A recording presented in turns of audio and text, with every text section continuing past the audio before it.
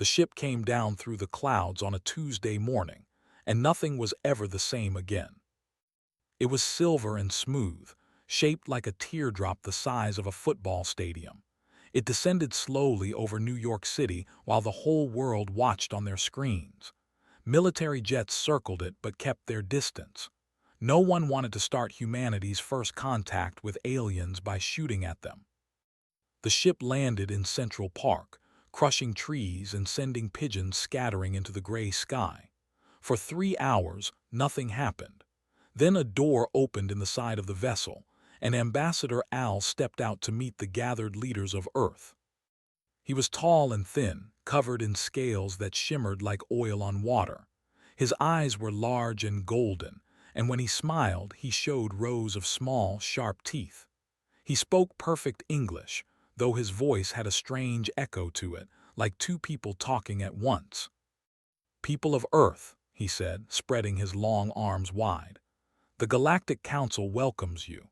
After watching your species for many centuries, we have decided that you are ready to join the community of civilized worlds.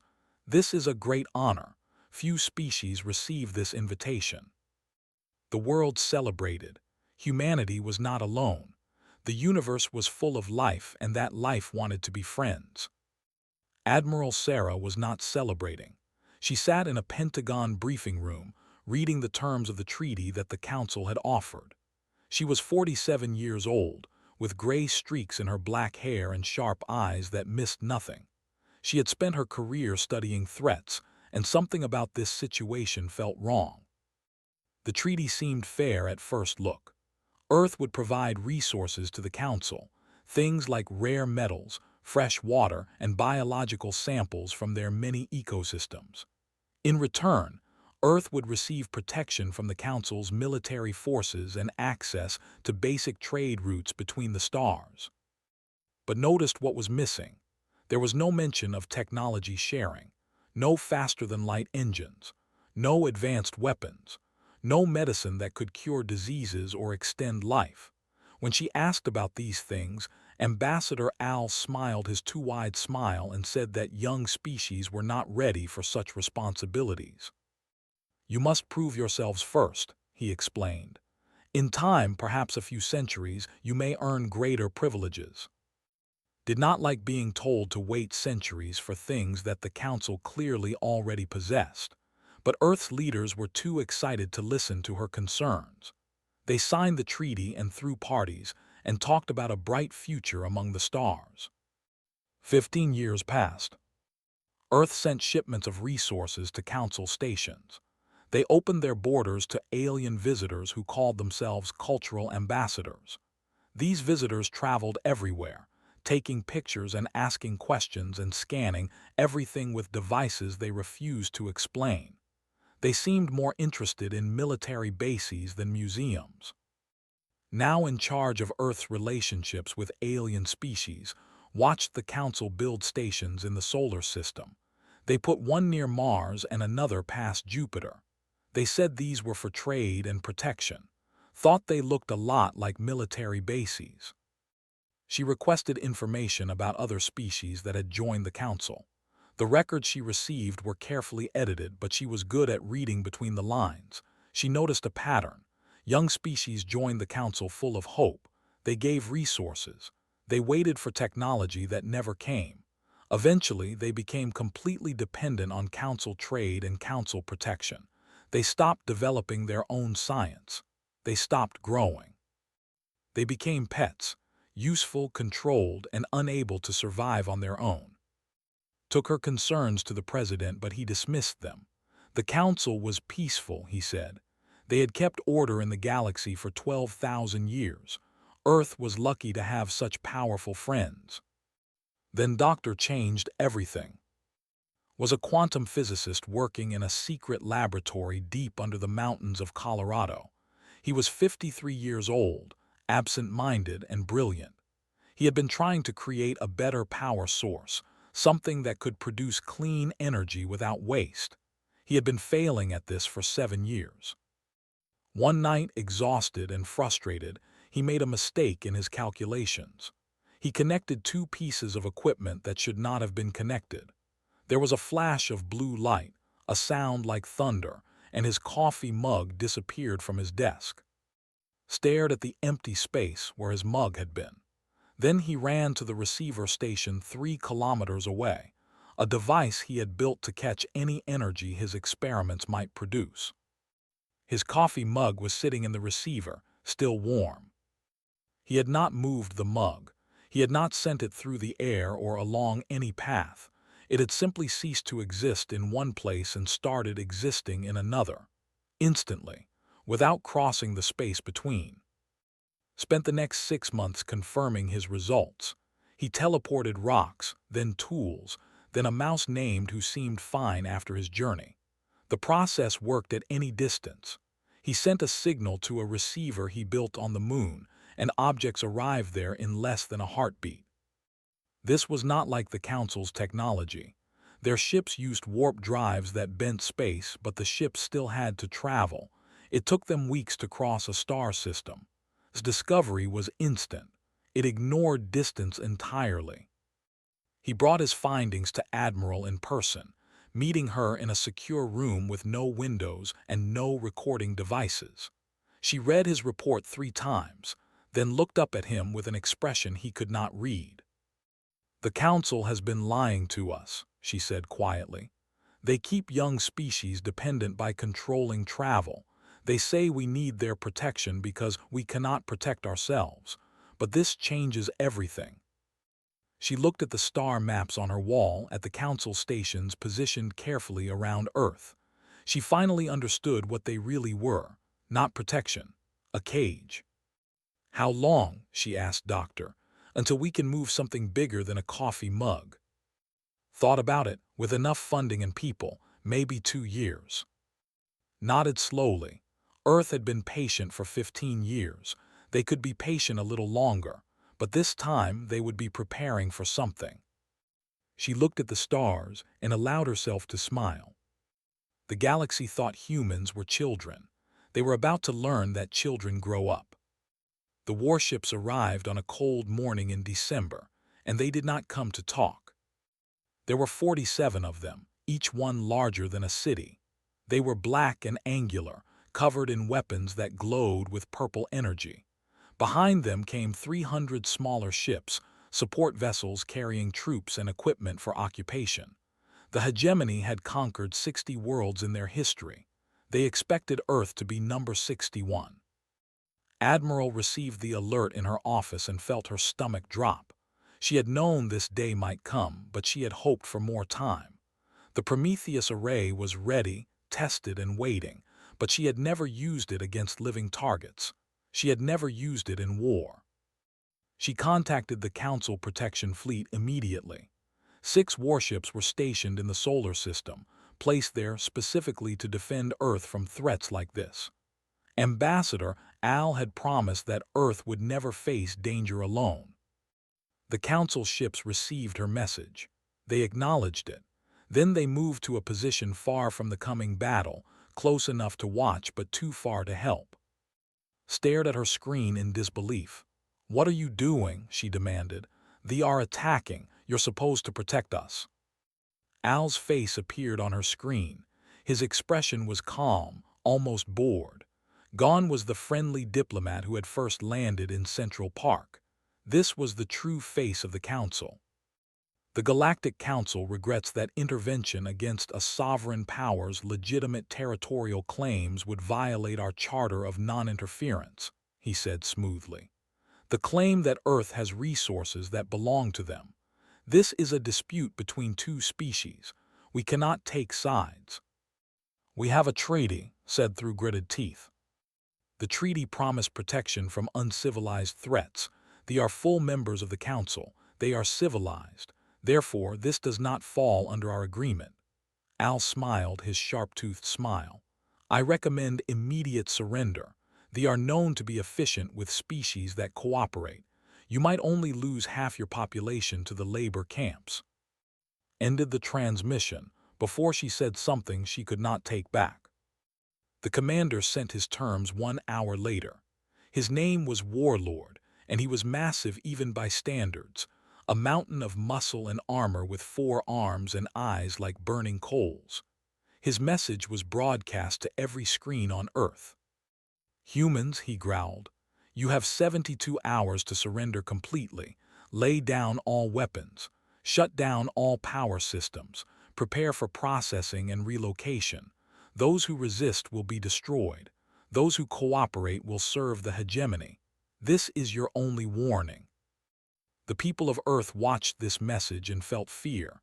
They had no warships that could match they had no weapons that could touch those massive dreadnoughts. The Council had abandoned them. They were alone. But Admiral was not afraid. She was angry. She called an emergency meeting of Earth's military leaders, the small group who knew about the Prometheus array. They gathered in the deep bunker under the mountains of Colorado, the same place where Doctor had first sent his coffee mug across the room. "We have 72 hours, told them. That is more than enough time. Had delivered on his promise. Over 2 years of secret work, the Prometheus array had grown from a single to a network of satellites hidden among space debris. They could now move objects up to 50 tons across any distance in the galaxy. They had tested it once, sending an unmanned probe to the nearest star and back in 3 milliseconds. Now they would test it with nuclear weapons. The plan was simple. The Prometheus array would teleport warheads directly inside the ships, bypassing their shields completely. There would be no warning. No defense was possible against a weapon that simply appeared inside your engine room. Some of the generals hesitated. This was not just defense. This was the destruction of an entire fleet. Thousands would die. Looked at them with hard eyes. They came to enslave our entire species. They came to send our children to labor camps. The Council will not save us. No one will save us. We save ourselves or we die. No one argued after that. The 72 hours passed slowly. Earth pretended to negotiate, asking for more time, requesting meetings that went nowhere. They grew impatient but waited. They enjoyed watching their prey squirm. When the deadline came, Warlord ordered his fleet forward. The dreadnoughts moved toward Earth in perfect formation, weapons charging. On the Council observation ships, officers recorded everything, preparing to document another successful conquest. Admiral sat in her command center, watching the ships advance on her screen. Her hand rested on the control panel. Around her, officers waited in tense silence. "All targets locked," someone reported. "Array is ready." Took a deep breath. This was the moment everything changed. After this, nothing would ever be the same. "Fire," she said. Across the solar system, satellites that looked like debris suddenly activated. They reached across space, grabbed 412 nuclear warheads, and moved them instantly to 412 locations inside the fleet. The explosions happened all at once. Every ship in the formation died in the same heartbeat.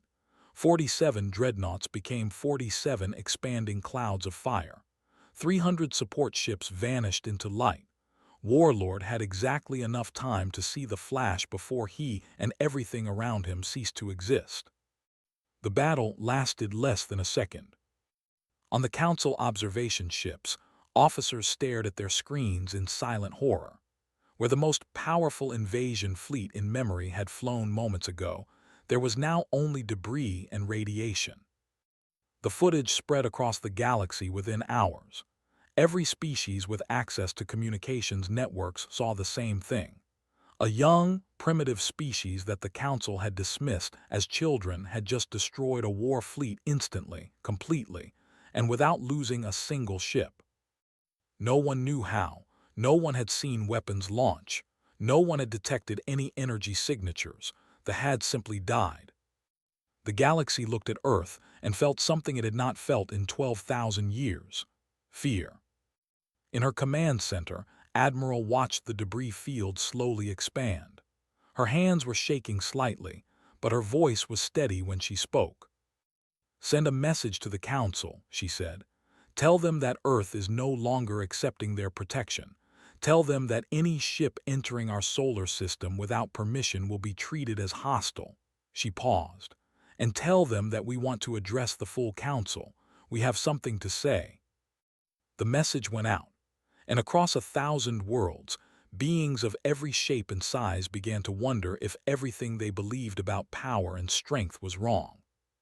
The great chamber of the Galactic Council had never seen panic like this. 900 species sent representatives to Nexus Station, the massive structure that served as the Council's capital. For 12,000 years, this place had been a symbol of order and control. Empires rose and fell, wars began and ended, but the Council remained. The rules did not change. The powerful stayed powerful. The weak stayed weak. Now delegates screamed at each other across the vast amphitheater while the holographic replay of the fleet's destruction played on every screen. Military experts from dozens of worlds pointed at the footage and argued about what they were seeing. Some said it was fake, a trick to frighten them. Some said it was real but could never be repeated. Some said nothing at all because they understood what it meant and they were too afraid to speak. High Arbiter called for silence. He was ancient even by galactic standards, a being made of living crystal who had led the council for 6 centuries. His voice echoed through the chamber like stones grinding together, demanding attention through sheer weight. "The humans possess instantaneous matter transfer," he announced. "This is confirmed. We do not yet understand how they achieved this, but we must accept that they have capabilities beyond anything we have seen before." The chamber erupted again. Species that had never noticed Earth before now demanded answers. The consortium wanted to know if humans could teleport bombs into there. The collective asked if this technology could be blocked or jammed. The merchants have calculated how much profit could be made by controlling such capability. Behind the public chaos, the real conversations happened in private rooms and secure channels. The Council had ruled the galaxy for 12,000 years through one simple method, controlling faster-than-light travel. Only species approved by the Council received warp drive technology. Without warp drives, species could not travel between stars. They could not trade. They could not build empires. They stayed on their home planets, dependent on Council ships for everything. Young species were told this was for their protection. They were told they needed to prove themselves before receiving such dangerous technology. In truth, they were being kept weak, dependent, controllable. The system was elegant and ruthless. Species that joined the Council became addicted to trade they could not maintain without Council ships. They stopped developing their own technology because everything they needed was provided. They became comfortable and soft and never threatened the established powers. Now one species had broken the system entirely. Human teleportation did not use warp drives. It did not bend space or require fuel or follow any rules the Council understood. It was instant. It was untraceable. It made every warship, every blockade, every border meaningless. If other species learned this technology, the Council's power would collapse. The old empires that had dominated would face competition from hundreds of younger, hungrier worlds. Everything would change. The demanded war. Their ambassador, still wearing mourning colors for his dead fleet, called for the existential threat protocol. This was the Council's most extreme measure, a declaration that united all member species in a war of complete destruction against a common enemy. It had been used only 3 times in Council history, and each time the target species had been erased from existence. "The humans are a danger to galactic civilization," the ambassador declared. "They possess weapons that cannot be defended against. They must be destroyed before they grow stronger. Every species must contribute to this effort. There can be no neutrality." He found support among the old powers. The Empire, the Dominion worlds, the hierarchies of the 7 stars. These were species that had ruled for thousands of years. They had the most to lose if the old order collapsed. But others saw the situation differently. The merchant guilds of ran careful calculations. A species that could move goods instantaneously would revolutionize trade. Transportation costs would disappear. Markets that had been too far away would suddenly become accessible. The profit potential was enormous. The slave castes of the Dominion worlds whispered to each other through secret networks. They had served their masters for 2,000 years, kept in chains by the simple fact that they had no way to escape, but weapons that could appear anywhere. Liberators who could strike and vanish without a trace. Hope began to spread through populations that had forgotten what hope felt like. The younger species, the ones who had joined the council recently and still remembered their ambitions, watched the footage of the destruction and dared to dream. For generations, they had been told to wait their turn, to accept their place at the bottom of the hierarchy. Now they saw that the hierarchy was built on lies and could be broken by truth. High Arbiter sensed the fractures forming in his council. He tried to restore order, tried to build consensus, but too many competing interests pulled in too many directions. The old powers wanted war. The merchants wanted profit. The oppressed wanted freedom. The young wanted opportunity. In the middle of this chaos, Earth's message arrived. Admiral did not ask for forgiveness or understanding. She did not threaten or demand. Her message was simple and clear. We will address the full council in person.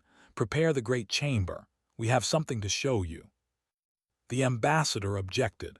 Humans were not council members anymore. They had no right to speak in the great chamber. They should be arrested and executed as war criminals. But no one moved to enforce his objections. No one was sure they could. The fear spread through Nexus Station like ice water. If humans could destroy a fleet instantly, what else could they do? Could they appear in the Great Chamber without warning? Could they teleport weapons into the Arbiter's own office? Was anyone safe anywhere? High Arbiter made his decision. He would let the humans speak. It was better to hear what they wanted than to wonder what they might do if refused. Prepare the chamber, he ordered. Full security, all representatives present. We will hear what the humans have to say. As the delegates filed into the amphitheater, as guards took positions that everyone knew were meaningless, as cameras prepared to broadcast to 1 trillion watching beings, the galaxy held its breath. The universe was about to change again, and no one knew if they would survive the transformation. Admiral Sarah appeared in the center of the great chamber without any warning at all. One moment the floor was empty. The next she was standing there, a small human woman in a simple military uniform, hands visible and relaxed at her sides. No ship had docked. No shuttle had arrived. No alarms had triggered. She had simply materialized in the most secure location in the galaxy as if stepping through an invisible door. The chamber exploded into chaos. Guards rushed forward with weapons raised. Delegates screamed and dove for cover. Security systems activated, filling the air with scanning beams and targeting lasers that all pointed at the lone figure in the center of the room. Did not move. She stood perfectly still, waiting for the panic to subside, waiting for them to understand what they had just witnessed. I could have brought a bomb, she said calmly. Her voice carried through the chamber without amplification, cutting through the noise.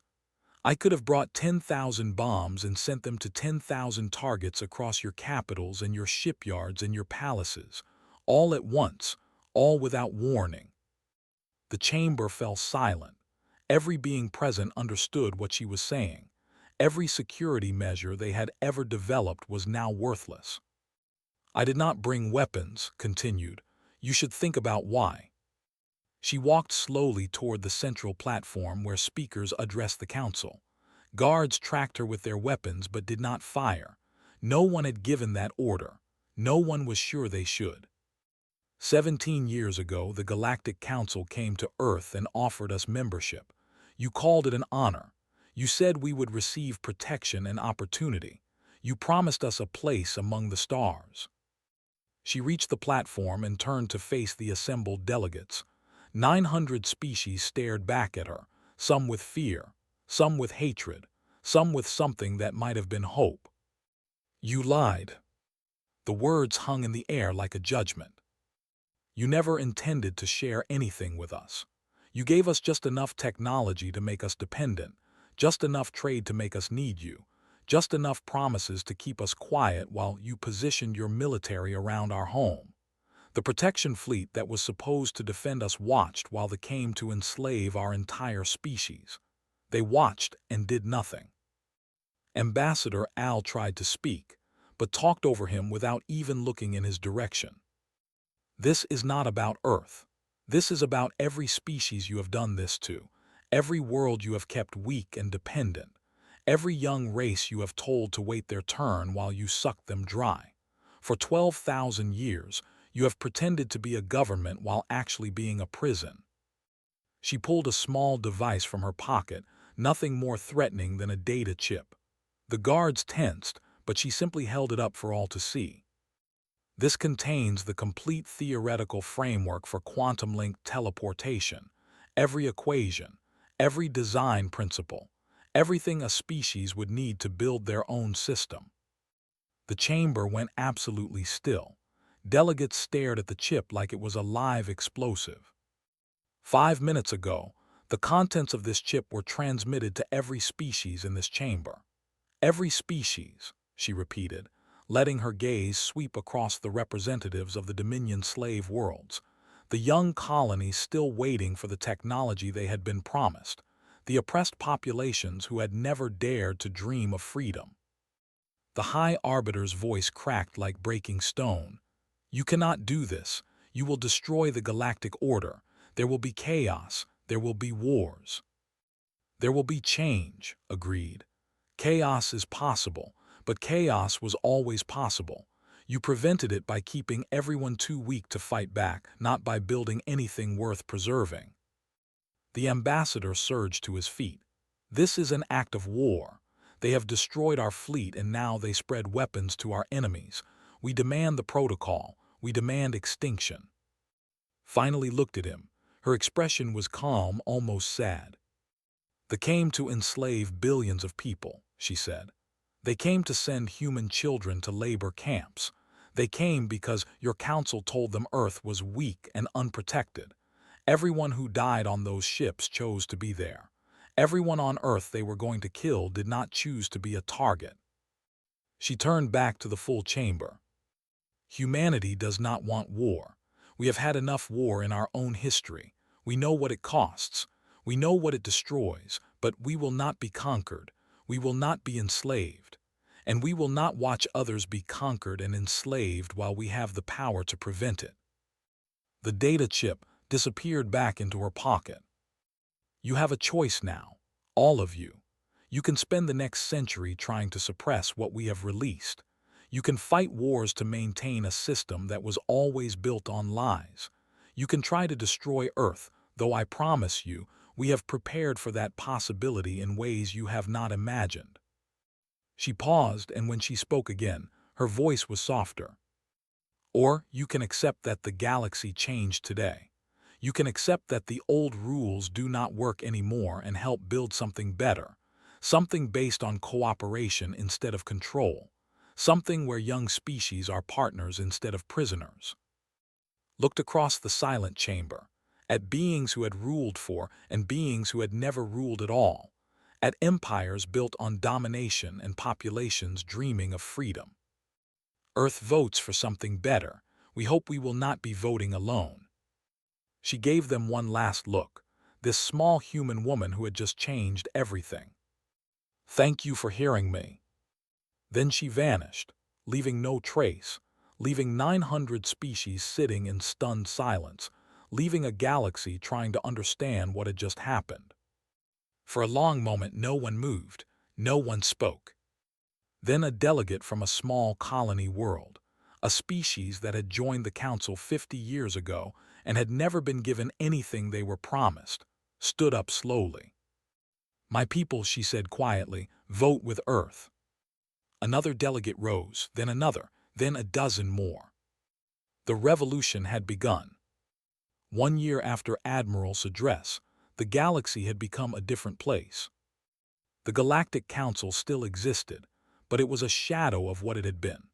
300 species had withdrawn from membership, forming new alliances and new partnerships based on the technology that Earth had freely shared. The Great Hall on Nexus Station, once crowded with representatives from across the stars, now echoed with empty seats and bitter arguments. High Arbiter continued to call sessions, continued to issue proclamations, continued to pretend that the old order still functioned. But everyone knew the truth. The Council's power had been built on controlling travel between stars. Now that control was gone, and nothing could bring it back. The Dominion worlds experienced their first successful uprising in 4,000 years. It began on a mining planet called 4, where workers had labored in chains for generations. One night, liberators appeared in the barracks without warning. They carried weapons and communication devices and something even more valuable, the knowledge that escape was possible. The uprising spread like fire. Liberators teleported in and out of secure facilities, freeing prisoners, destroying control systems, vanishing before the masters could respond. Within 6 months, half the Dominion slave worlds had broken free. The empire that had seemed eternal was crumbling from within. The old powers tried to fight back. The empire formed a military alliance with the remnants of the hegemony and launched strikes against worlds that had left the council. They expected easy victories against species they still considered inferior. They learned quickly that the galaxy had changed. A battle group attacked a former colony world called New Harmony. The colonists had received the teleportation technology only 3 months earlier, but they had prepared well. When the ships moved into orbit, nuclear devices appeared in their engine rooms, just as they had appeared in the fleet a year before. The battle lasted 8 seconds. After New Harmony, the attack stopped. The old empires realized that their military advantage was gone forever. They could not conquer worlds that could strike back instantly. They could not blockade species that did not need to travel through space to reach their enemies. Some adapted. The merchant guilds abandoned their council membership and began building new trade networks with anyone willing to work with them. Goods could now move instantaneously between worlds, and the merchants who figured out how to profit from this became richer than ever before. Others retreated. The hierarchies of the 7 stars closed their borders and tried to pretend the outside universe did not exist. They banned the new technology and executed anyone who tried to spread it. Their isolation would not save them forever, but it bought them time to adjust. Earth became the center of something new. Admiral retired from military service and took over the newly created diplomatic corps. Her first act was establishing the Open Hand Initiative, a standing offer of partnership and mutual defense to any species willing to reject the Council's philosophy. The initiative did not demand obedience or resources. It simply offered help to those who asked for it. The response surprised even. Species she had never heard of sent representatives to Earth, seeking alliance, seeking knowledge, seeking hope. Small colonies and young civilizations that had been ignored by the Council for centuries suddenly mattered. They had voices now. They had power. Not everything was peaceful. Wars broke out across a dozen systems as old rivalries erupted without the Council to suppress them. Species that had been enemies for generations finally had the means to fight without outside interference. Some of these conflicts were terrible. Some resulted in devastation that would take centuries to repair. But other conflicts ended differently. On the border between 2 species that had hated each other for 1,000 years, diplomats met in neutral space and began talking. Without the Council manipulating both sides, without old empires using them as pawns, they discovered that their disputes were smaller than they had believed. Peace was possible when both sides were truly free to choose it. Doctor won the first Interstellar Prize for Physics, an award created specifically to honor his discovery. He attended the ceremony accepted his medal, and gave a short speech about the importance of accidents and the value of persistence. Then he returned to his laboratory. He was already working on the next breakthrough. His team had detected strange patterns in zero-point energy, fluctuations that suggested even more was possible than they had imagined. His coffee mug sat on his desk as always, a reminder that the greatest discoveries often came from the smallest beginnings. On a distant colony at the edge of explored space, a young alien girl watched a human trader arrive in the market square. There was no ship, no vehicle, no explanation. He simply appeared, surrounded by crates of goods from a dozen worlds, and began setting up his stall. The girl was called, and she was 8 years old. She had grown up hearing stories about the Galactic Council, about the Old Order, about how things had always been and would always be.